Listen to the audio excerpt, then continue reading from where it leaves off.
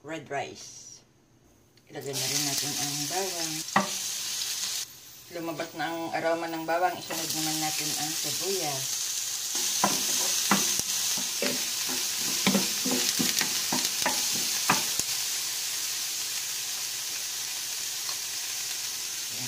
Haluto na ang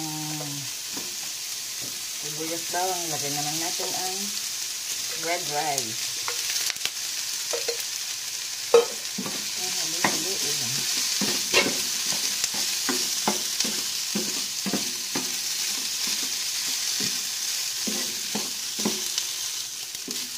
Sunod naman natin ilagay ang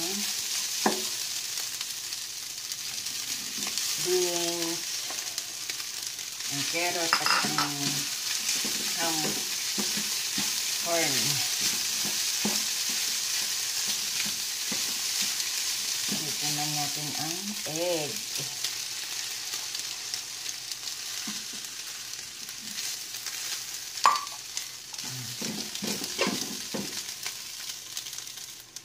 Lagyan ko na ng salt at brown pepper.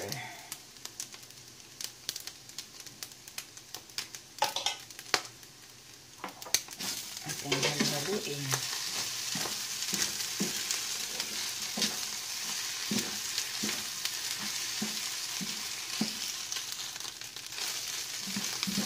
Dito na ang ating fried rice.